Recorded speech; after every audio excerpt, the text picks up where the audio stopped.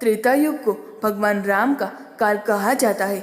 जब श्री राम को 14 वर्ष का वनवास हुआ, उस दौरान उन्होंने कई कष्ट भोगे, साथ ही कई पराये लोगों से अपनापन और प्रेम प्राप्त किया। शबरी, हनुमान जी, सुग्रीव, जटायु, नल, नील, विभीषण जैसे नामों की श्रृंखला बहुत लंबी है। सुग्रीव बहुत शक्तिशाली वानर था, लेकिन सुग्रीव का भाई बाली उनसे भी अधिक शक्तिशाली था। बाली को वरदान प्राप्त था कि जो भी उनके सामने आएगा, उनका आधा बल बाली को प्राप्त हो जाएगा। इस कारण वह बहुत ही घमंडी और अनाचारी हो गया था। वाल्मीकि रामायण में सुग्रीव और बाली दोनों को सगा भाई बताया गया है। दोनों चेहरे और कदकाठी से भी एक समान ही दिखते थे। दूर से इन्हें देखकर पहचानने में मुश्किल होती थी कि सुग्रीव कौन है और बाली कौन है। ये दोनों एक ही माँ की संतानें थी और इनमें बहुत ही अधिक समानता थी। फिर भी इनके बारे में कहा जाता है कि इनका जन्म माँ के गर्भ से नहीं हुआ था। बाली और सुग्रीव के जन्म की कथा एक राक्षस से जुड़ी है। इस राक्षस का नाम था वृक्षराज। यह राक्षस वृक्षमय पर्वत पर रहता था। इस पर्वत पर या इसके आसपास के क्षेत्र में रहने वाले लोग इस राक्षस के कृत्यों से बहुत परेशान थे। वृक्षराज मनुष्य और जानवरों को किसी को भी नहीं छोड़ता था। वृक्षमुख पर्वत के पास एक तालाब स्थित था।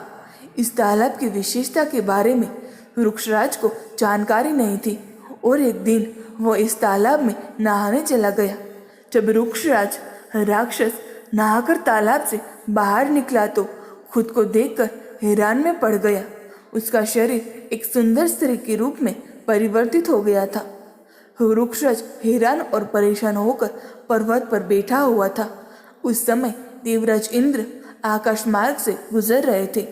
उनकी नजर जब सुंदर अप्सरा में बदल चुके राक्षस पर पड़ी तो उनका तेज उस वृक्षराज राक्षस के बालों पर गिर और उस तेज की दिव्यता के कारण एक बालक का जन्म हुआ, जिसका नाम बाली पड़ा। वृक्षराज विचारों में उलझा हुआ पूरी रात उसी पर्वत पर बैठा रहा।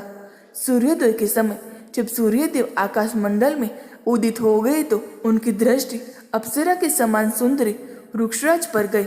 सूर्यदेव वृक्षराज पर मोहित हो गए और उनका तेज वृक्षराज की ग्रीवा पर गिरा, जिससे एक और बालक का जन्म हुआ, जिसका नाम सुग्रीव हुआ। वृक्षराज के पास अब कोई और चारा नहीं था कि वह अपने पुराने रूप में वापस आ सके। इसलिए उसने बाली और सुग्रीव के पालन पोषण पर ध्यान दिया और वृक्षमुख पर्वत पर ही अपना साम्राज्य स्थापित किया।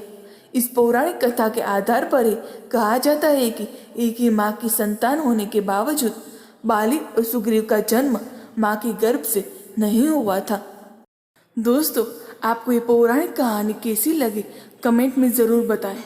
वीडियो को लाइक करें, शेयर करें और हमारे चैनल को सब्सक्राइब करना ना भूलें।